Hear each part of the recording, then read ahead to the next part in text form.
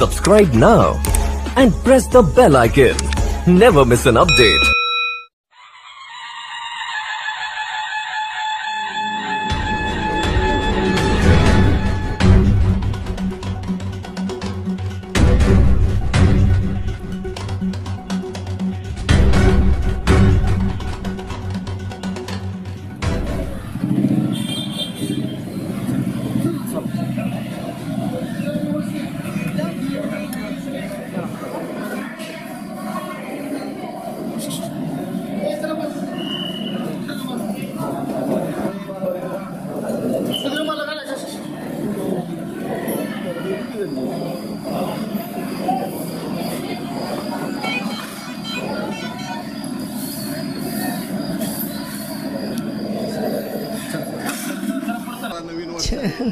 छान मागितले आशीर्वाद देव माझ्या दादाला सर्वांना चांगलं वर्ष सुखी सुखी जाऊ दे.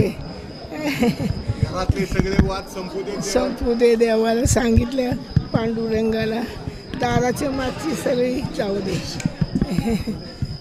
आता या पद्धतीने सगळीकडनं संवाद सुरू व्हायला लागले. लवकरात लवकर या वर्षात व्हावं असं वाटतंय. शरद पवार आणि अजितदादा एकत्र यावे. हो पांडुरंगाला ऐकणार. पंढरपूरला विठ्ठलाकडे साकडं लागतंय की पवार कुटुंबातले वाद जे आहेत ते संपू दे आणि सगळं पवार कुटुंब एकत्र येऊ दे.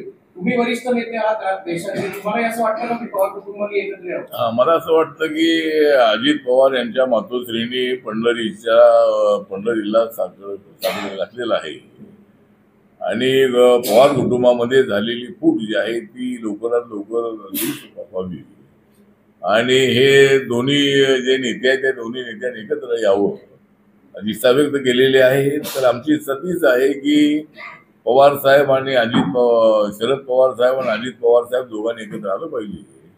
आणि मी अनेक वेळेला ही भूमिका मांडलेली आहे की पवार साहेबांनी एनडीए सोबत आलं पाहिजे. कारण त्यांच्यासारखा एक अनुभवी माणूस नरेंद्र मोदींच्या खांद्याला खांदा लावून विकास कामासाठी आवश्यक आहे. त्यामुळे पवार साहेबांनी पुन्हा विचार करावा. तर मी सुद्धा बीजेपीचा विरोध करणार होतो पण मी सुद्धा त्यांच्यासोबत आहे. तुम्ही तिकडे ज्या काँग्रेस पार्टीने तुम्हाला पंतप्रधान बनवलं नाही, ज्या काँग्रेस पार्टीने तुम्हाला पक्षाचा अध्यक्ष बनवलं नाही, त्या काँग्रेस सोबत तुम्ही जाणं अत्यंत अयोग्य आहे होतं.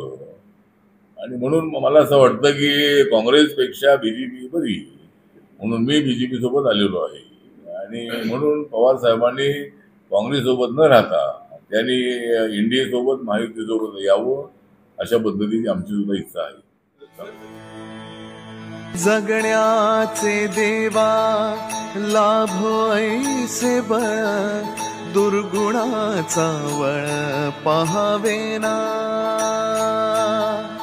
जगण्याचे देवा लाभो ऐसे बळ दुर्गुणाचा बळ पहावेना. सद्गुणाची देवा वाढो ऐसी कळ मरणाची झळ साहवेना. जगण्याचे देवा लाभो ऐसे बळ दुर्गुणाचा बळ पहावेना.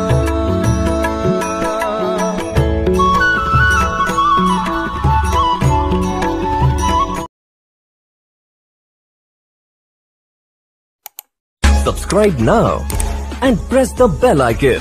Never miss an update.